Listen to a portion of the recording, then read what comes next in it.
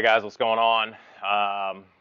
Going to start doing this YouTube series. Kind of got inspired by Will Rattel's videos to start videoing some of my own training and giving you guys some commentary on some things. So welcome if you haven't been here, and this is going to be the first day we're doing. Today's going to be an upper body day and some sprints. So I'm gonna do some sprints.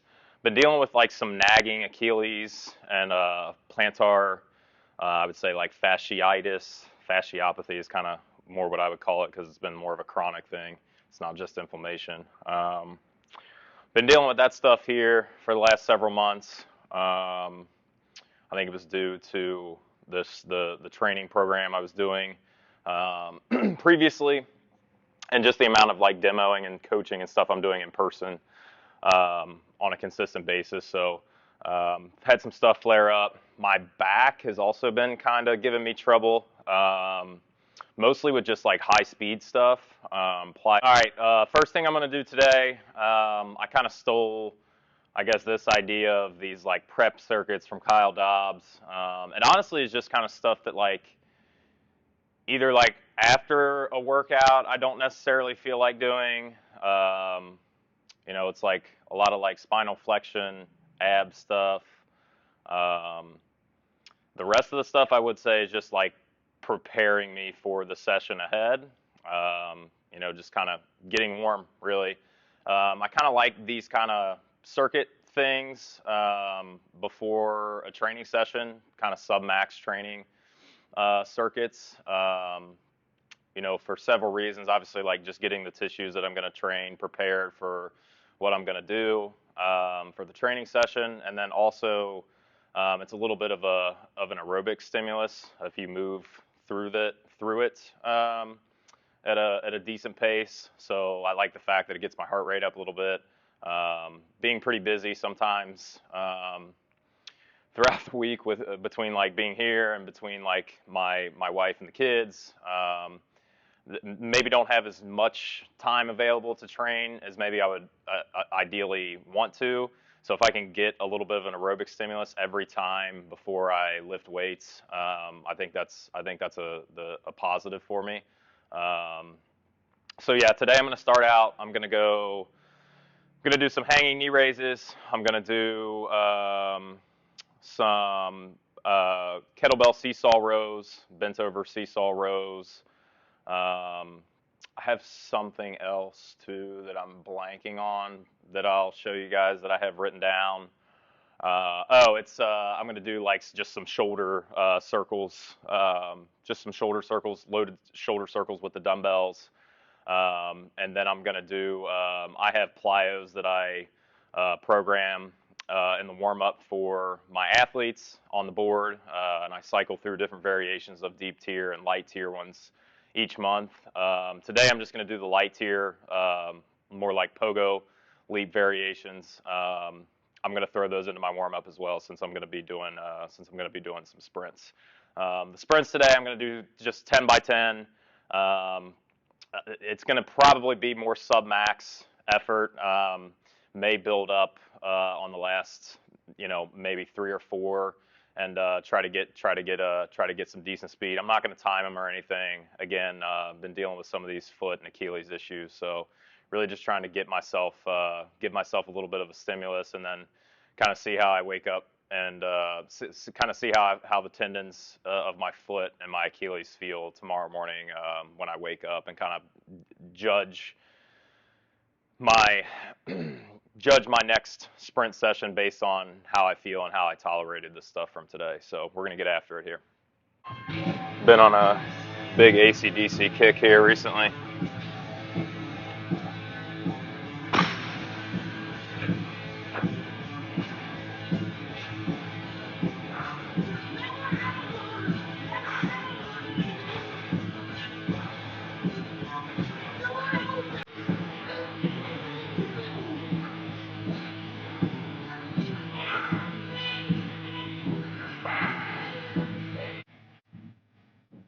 Everything I like about these prep circuits is just gets the ribs and pelvis moving.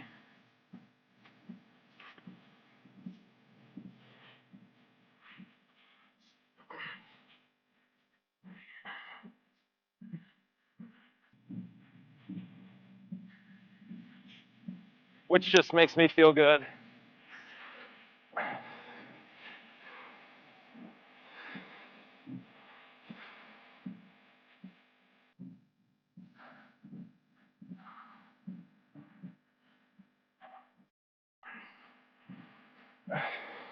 In college, I had a back injury, so doing these kinds of things to get my hips and ribs and shoulder blades moving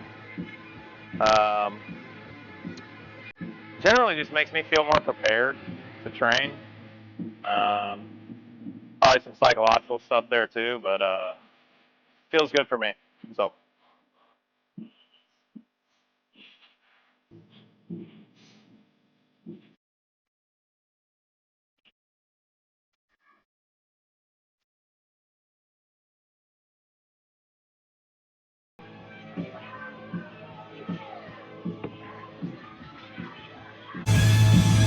these pogo leaps here.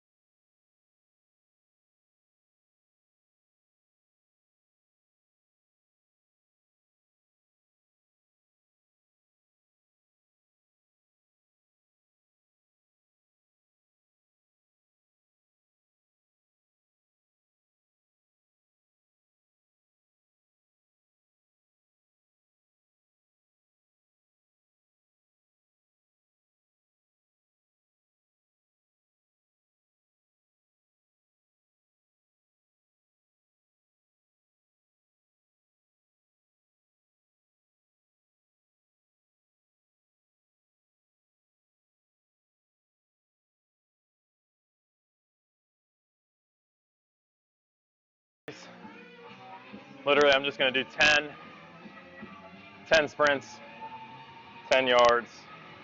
The walk back is going to be my rest. Okay, so again, I'm not necessarily going for like as fast of an acceleration as I can get here, but hopefully I'll be able to ramp up as these go.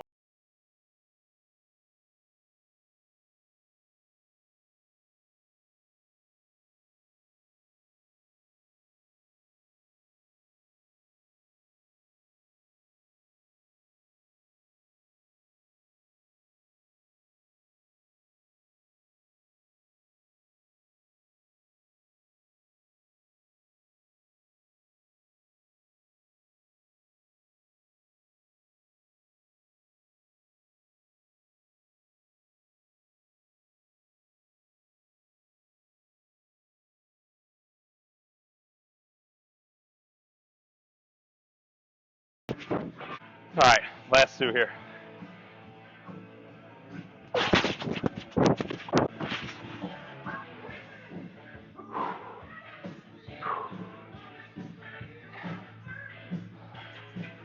Surprisingly, I feel pretty good today.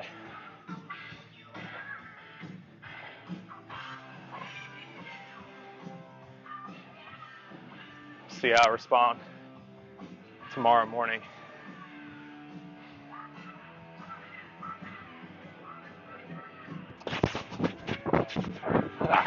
All right, I'm gonna do some plyo push-ups here. Let's see, got plyo push-ups.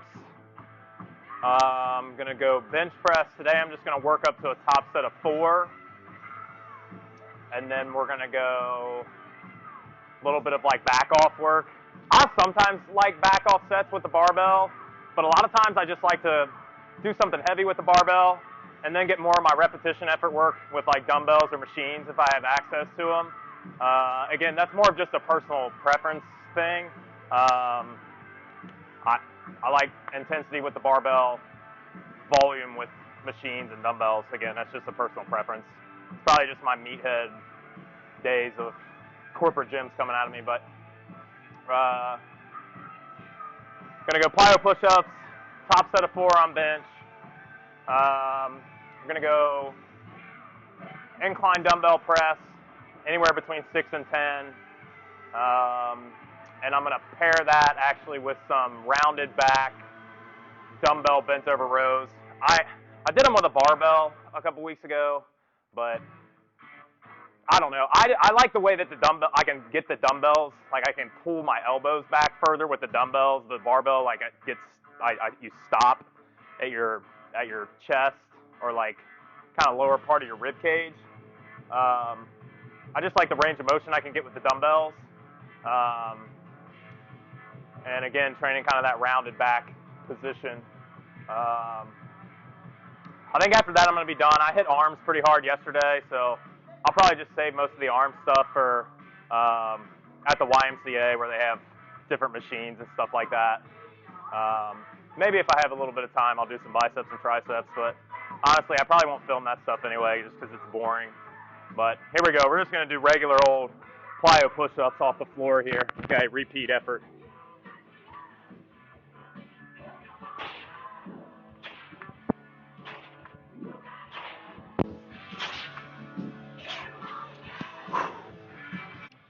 I did have something that I wanted to say and kind of talk about briefly. Over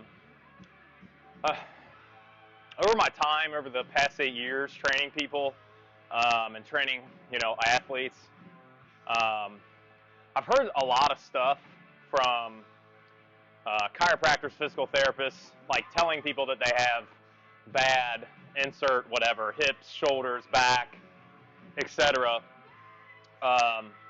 That just like is like an arbitrary thing that they say, and it's like there's no evidence to support that. Like I had a 15-year-old recently go to a chiropractor, and the chiropractor told him that he had bad hips, and like quite frankly, I'm just sick and tired of hearing that kind of stuff, especially when you've got like a healthy 15-year-old who, for all intents and purposes, like is a strong squatter, is a strong deadlifter, can sprint relatively quickly, like does all of these things, plays baseball. Like, you tell a kid that, and then they start to think that that's what they are, and they identify as like the kid who has bad hips.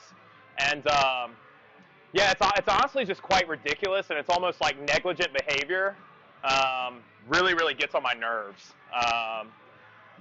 And it always comes from chiropractors and physical therapists that don't lift weights and don't do anything active and that are overweight and that are obese and that do have metabolic or lifestyle diseases, lifestyle-related diseases, almost exclusively. So I would just like to put a PSA out and say, like, stop doing this because it's doing more harm than good. Injuries in sports and hurts and aches and pains in sports are going to happen. It's inevitable. But like the way to stave off those things is to like get in the weight room and get stronger and get more resilient. Like get stronger muscles, bones, tendons, like all the stuff that research says that strength training, plyometric training, sprint training, all of that stuff that this wide body of evidence that we have now says that these things do will help these athletes stay more injury-free or at least reduce likelihood of injury. Like we have evidence to support that. And I think that then like it gets into this conversation of like, oh, well, deadlifts are bad for your back and squats are bad for your hips. And like, again, the evidence is quite literally the opposite of that. Now, I'm not saying that like things need to be dosed appropriately. Kids need to be using loads that they have some sense of control over over time, so we can progressively overload and get stronger, and like even like technique technique improvements at the beginning with kids, like that, even that is like a strength progression. So it's like, I'm really sick and tired of these practitioners that sell these kids or any population of people really, that they have this problem, this arbitrary problem that's made up, and that they are the only ones that have the solution to getting you out of pain. I think it's ridiculous, and I think that, like, if people understood even just a little bit of the biopsychosocial model, they would understand that, like, again, like, you're not what your MRI says. You're not what like. There's a giant percentage of people that walk around on a daily basis in the United States that have a herniated disc and they don't even know about it. So it's like, we need to stop fear-mongering people into moving less and strength training less, and we need to advocate for more movement and more strength training and, like, being able to create independence so you can potentially live a better quality life. And I mean, not only a better quality life, but, like, you can cut this bullshit out about, like, 15-year-olds coming in here and telling me that they have bad hips. It's fucking ridiculous.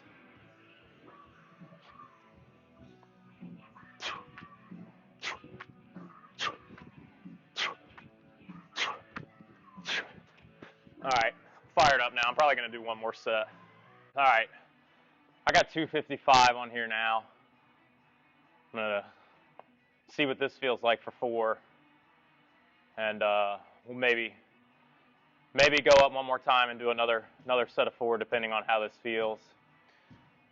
One of the things, I think, going back to, like, that, you know, chiro physical therapy conversation, like, I think strength coaches are guilty of different things like this in the same breath, like, just these strength coaches that, like, preach that their methods are the best methods, whether it's some fancy contrast or whatever. Like, I genuinely, like, it doesn't matter what it is. And then you look at them and, like, they don't train. Like, they've never trained themselves. They've never put themselves through the methods that they're putting their athletes through or putting their clients through. So they have no idea what it actually feels like and what kind of adaptations, you know, you get, and just, like, what you feel like on a consistent basis, like, doing these kinds of things. And it's just that stuff is incredibly frustrating to me. And I think that, like, I just think, like, I think part of it too is, like, there's certain coaches out there that, like, you know, like, there's a lot of pushback right now against, like, lifting weights and getting stronger. And it's like, just admit you don't like lifting weights, and that's fine. Like, you don't have to. Like, not everybody has to like lifting weights. You know, but, like, at the end of the day, like, lifting heavy weights, sprinting fast, doing a multitude of different plyometrics, doing a multitude of different kinds of sprints, whether it be more acceleration-based or max velocity-based. Like, there isn't some, like, what really frustrates me is these coaches that, like, say they have the secret sauce or they have the secret machine to unlocking kids' potential. It's just, like, all of that shit is so silly. Like, these kids are playing sports now year-round. If you bring them into the weight room and they get stronger on deadlifts, squats, presses, rows, and they do some actual sprint training and some dedicated time, have some dedicated time to jumping with great effort and high effort, and have, you know, different barriers to, like, challenge their psyche while they're training these things, and there's some competition layered in. Like, that's the key to unlocking athletes' performance, is just, like, getting after it, and getting after it consistently. So now that I got myself fired up, I'm going to hit this set of bench.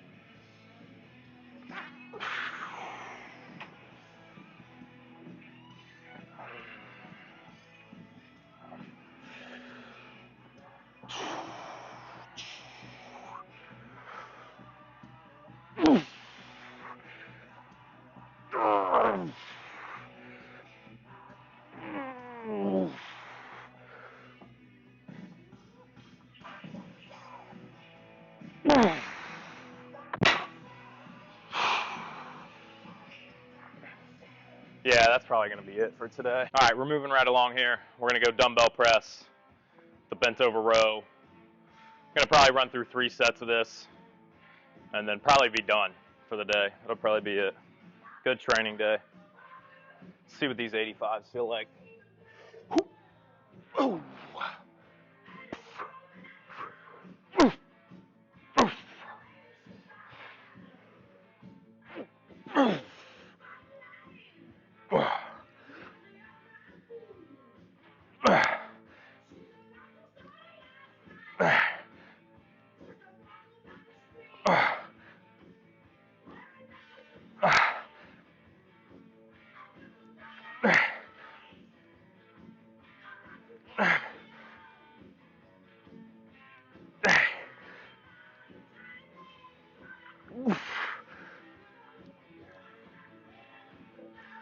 Oh yeah.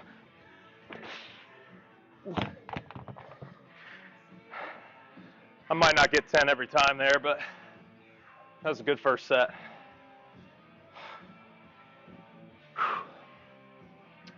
Tell you another thing. Like, in my career, I've worked with more adults than I have athletes. Well, I guess I maybe shouldn't say that. I probably have worked with more athletes, but I've worked with adults longer, if that makes sense. Sometimes, a lot of times in my career, I've worked with adults one-on-one, and then oftentimes groups, athletes, I work with more groups in a group setting. So I have more hours spent with adults than athletes. Anyway, I guess I have a little bit of a bias in my programming, even for the athletes, for health. I think strength training is really good for health. Joint health, bone health, obviously bigger, stronger muscles, stronger tendons and ligaments. And obviously, like, plyometrics too. Like, I really like Matt Watson's system. I actually have one of his posters on the wall. But the deep tier plyos, the light tier plyos, that's why I put that stuff in the warm-up, because I think it's important for health, tissue quality, tolerance, all of those kinds of things. But I think the same could be said for, like, just general strength training, you know? And I guess when I say more of the general, I think it's all general, but, like, I think having some repetition effort training in that 6 to 15-ish rep range, fairly close to failure, is more important for athletes than I think is maybe led on by some performance coaches and people. Again, I've seen really good results with kids just having strong, healthy shoulders and hips and stuff from, like, having some repetition effort stuff in the program year round. And again, like, a lot of the population I see are kids that are like high school kids. So it's like the best way, I think, in my experience, to teach kids, you know, how to hinge, how to squat, how to do split squats, single leg exercises, upper body pushing, upper body pulling, and all the different planes of motion. I think using repetition effort is the best thing to do for that kind of stuff, and, like, in a constrained enough environment, you know, to where it's kind of hard to mess up. Yeah, I don't know where exactly I was going with that. I just think that having some repetition effort training is good for athletes. I think it's good for most populations, honestly, having that in the program in some way, shape, or form. And I think it's maybe overlooked, especially in the performance field. All right, this is my first time experimenting with these. I'm going to keep these fairly light. These are 65s. Not exactly sure what this is going to feel like. And I don't want to exceed the tolerance of my lower back, so see how this goes here.